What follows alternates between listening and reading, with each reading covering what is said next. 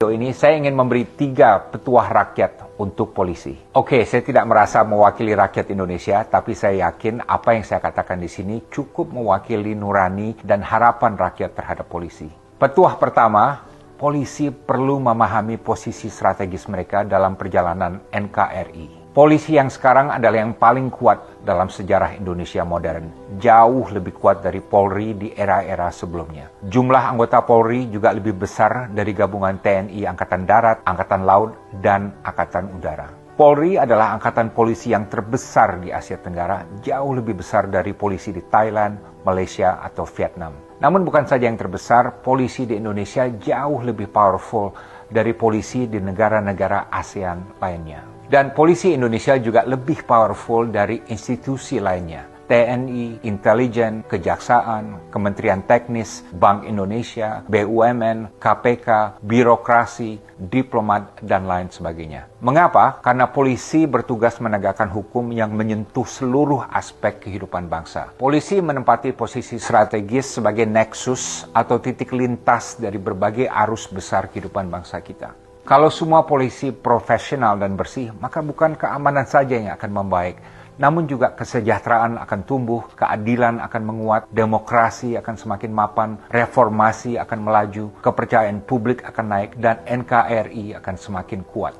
Sekali lagi, posisi polisi sebagai nexus dari semua dimensi ini melebihi lembaga lainnya. Saya katakan ini bukan untuk menyanjung polisi, justru untuk mengingatkan bahwa kekuasaan yang sangat besar di tangan mereka ini merupakan tanggung jawab dan beban yang luar biasa beratnya. Dan ini harus membuat polisi menjadi humble dalam mengemban tugas dan selalu introspeksi dan mawas diri. Banyak sekali pelajaran sejarah di mana institusi yang tidak bijak dalam mengembang kekuasaan akan jatuh tersandung. Ini pernah terjadi pada TNI, di mana setelah 30 tahun militer menguasai panggung politik melalui doktrin dui fungsi, dalam krisis 1998, rakyat akhirnya berbalik menentang TNI yang dinilai telah melakukan berbagai ekses kekuasaan, dan akibatnya TNI kemudian keluar dari panggung politik dan alhamdulillah kembali kepada marwah asalnya menjadi tentara profesional yang tunduk pada sipil dan mengambil posisi netral terhadap politik. Ini juga terjadi di Mesir dalam krisis politik tahun 2011 yang menumbangkan rezim Presiden Hosni Mubarak. Di mana pemicunya adalah kelakuan polisi yang sewenang-wenang, yang opresif, yang sangat korup, sehingga polisi menjadi sasaran amarah rakyat Mesir. Alhamdulillah, polisi Mesir sudah banyak berbenah diri sejak itu. Petuah kedua, polisi harus menjadi bagian dari solusi untuk meruntuhkan industri hitam hukum yang sangat kuat cengkramannya dalam negara kita. Yang saya maksud dengan industri hitam hukum di sini adalah suatu ekosistem di mana banyak penjahat yang berkolusi dengan oknum-oknum dalam berbagai institusi, polisi, kejaksaan, peradilan, birokrasi, dan lain sebagainya. Bagaimana caranya melawan industri hitam hukum ini? Banyak cara. Hapuskan stigma yang ada di masyarakat bahwa kalau mau berurusan dengan polisi harus siapkan duit.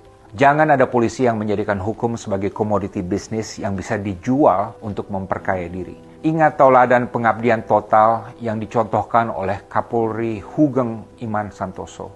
Begitu hukum bisa dibeli, pasti keadilan akan hancur. Karena yang menang adalah mereka yang bisa membayar paling tinggi. Polisi tidak bisa menerima sogokan atau pemberian apapun dari tersangka atau penjahat. Karena kalau ini terbongkar, oknum polisi dan penjahat pasti akan saling melindungi. Ingat, begitu polisi berkolusi dengan penjahat, maka otomatis polisi tersebut akan menjadi penjahat. Dan ini berarti dia bukan lagi polisi, tapi adalah penjahat yang berjubah polisi. Polisi juga harus mengikis habis praktik korupsi satu unit. Di mana walaupun pemimpin atau anggota dalam satu unit diganti-ganti, namun praktek korupsi dan jual beli hukum terus berlangsung karena merupakan hal yang sudah baku dalam unit tersebut sejak lama. Polisi juga harus mengusut semua kasus sampai tuntas. Jangan kalau ada 10 tersangka misalnya yang diproses hanya 8, sementara sisanya yang 2 dibebaskan oleh oknum yang bisa dibeli. Dalam menangani setiap perkara, tidak boleh ada polisi yang bermain di dua kaki, di mana oknum polisi meminta dan menerima uang dari korban dan juga dari tersangka secara bersamaan. Jangan pula ada polisi yang gemar memelihara kasus untuk jangka waktu yang lama, dengan tujuan oknum polisi tersebut dapat menerima pembayaran dari kedua belah pihak selama mungkin. Polisi juga harus netral dan imun dari politik. Polisi harus peka terhadap politik, tapi tidak boleh berpolitik. Tidak boleh ada polisi yang melobi partai politik untuk mendapatkan promosi jabatan, karena ini pasti akan menimbulkan kolusi yang buruk antara keduanya. Polisi juga harus tegas menepis ajakan parpol manapun untuk membantu mereka dalam kontestasi politik. Singkatnya, mengingat kekuasaannya yang sangat besar, polisi harus netral dan steril terhadap politik. Bersihkan juga sistem rekrut polisi agar 100% berdasarkan meritokrasi. Kalau ada orang yang bersedia membayar ratusan juta, bahkan miliaran rupiah untuk diterima masuk Polri, ini bukan saja tidak wajar, namun juga berbahaya. Karena berarti dia masuk untuk semata-mata mencari kekayaan pribadi, dan seumur karirnya di Polri, dia akan bekerja menjual hukum untuk mencari uang, dan bukan untuk menegakkan hukum dan melawan kejahatan. Peran Propam juga harus dijaga dan bahkan selalu ditingkatkan. Propam itu apa? Propam itu adalah polisinya polisi. Terlepas dari krisis yang menimpa Propam 2 tahun lalu, Propam tetap adalah unit yang paling ditakuti polisi dan umumnya berisi polisi yang cemerlang dan berintegritas. Sistem promosi Polri juga perlu diprioritaskan agar kompetensi dan integritas sama-sama menjadi ukuran utama untuk polisi yang cemerlang. Polisi yang kompeten banyak, tapi polisi yang kompeten dan jujur belum sebanyak itu. Polisi yang mempunyai uang puluhan miliar rupiah dalam rekeningnya, padahal gajinya hanya 20 atau 30 juta rupiah per bulan, ini adalah suatu hal yang tidak wajar. Kecuali ia bisa secara kredibel menjelaskan bahwa hartanya tersebut halal dan dari mana datangnya. Polisi juga harus menerapkan kearifan dalam menegakkan hukum. Polisi harus menjauhkan semua mindset yang otoriter. KUHP yang baru akan berlaku tahun 2026 misalnya, mengandung pasal-pasal yang bisa disalahgunakan sehingga bisa menciptakan situasi sosial yang toksik.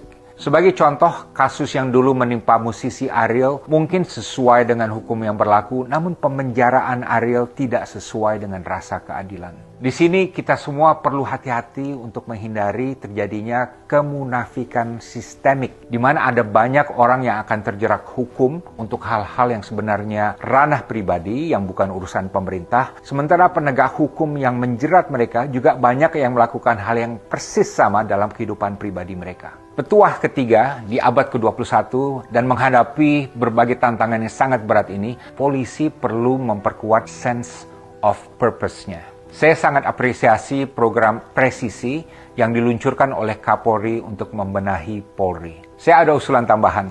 Sebagai rakyat dan sebagai pembayar pajak, saya menganjurkan agar polisi dapat ditanamkan etos kerja dan jati diri sebagai nation builder. Mengingat posisinya sebagai institusi yang paling strategis menentukan keamanan, keadilan, kesejahteraan, dan demokrasi Indonesia. Lebih spesifik lagi, di abad ke-21, polisi perlu memposisikan dirinya bukan saja sebagai penegak hukum, tapi juga sebagai pembela demokrasi dan pelindung reformasi. Ini berarti semua Kapolri juga harus mempunyai sikap sebagai negarawan. Polri juga perlu mempunyai tujuan strategis untuk menyongsong Indonesia Emas di tahun 2045. Yaitu untuk menjadi lembaga nasional yang paling dipercaya dan dicintai rakyat. Sekaligus polisi profesional yang paling bersih di Asia Tenggara. Di tahun 2045 nanti, NKRI harus bisa mewujudkan supremasi hukum secara total, di mana yang menjadi panglima adalah hukum, bukan politik atau ekonomi. Saya paham mungkin banyak orang yang skeptis apakah ini bisa tercapai, namun saya optimis. Lihat saja sektor perbankan kita, yang sebelum Krismon tahun 1997 amburadul, minim peraturan dan minim kredibilitas. Namun setelah dibenahi secara gigih, kini telah berubah menjadi sektor yang paling padat dengan kepatuhan, kepatutan, dan transparansi. Dan semuanya untuk menjaga kepercayaan publik terhadap bank-bank di Indonesia. Hal yang sama juga terjadi pada TNI yang sewaktu gejolak reformasi tahun 1998 sempat babak belur. Namun kemudian TNI berhasil berbenah diri sehingga kembali menjadi salah satu lembaga yang paling dihormati dan dipercaya di Indonesia. Saya yakin kalau dilaksanakan secara serius, sistematis, dan konsisten, Polri dapat mencapai semua hal ini dalam waktu satu generasi ke depan. Demikian 3 petuah rakyat untuk polisi. 1. Setiap polisi harus memahami posisi strategisnya dalam perjalanan NKRI dan harus melihatnya sebagai tanggung jawab yang berat. 2. Polisi harus menjadi bagian dari solusi untuk meruntuhkan industri hitam hukum yang masih merajalela di negara kita. Dan 3, polisi harus mempunyai etos untuk menjadi nation builder dan berambisi untuk menjadi lembaga yang paling bersih dan paling dipercaya oleh rakyat sewaktu Indonesia Emas 2045 nanti. Kalau Anda setuju, kirimkan pesan ini kepada polisi yang Anda kenal. Kalau Anda polisi dan setuju dengan pesan ini, maka kirimkan kepada rekan-rekan polisi untuk mereka baca dan dengar dan bahas. Dan kalau Anda sebagai polisi ketemu saya di jalan, berikan saya fist bump.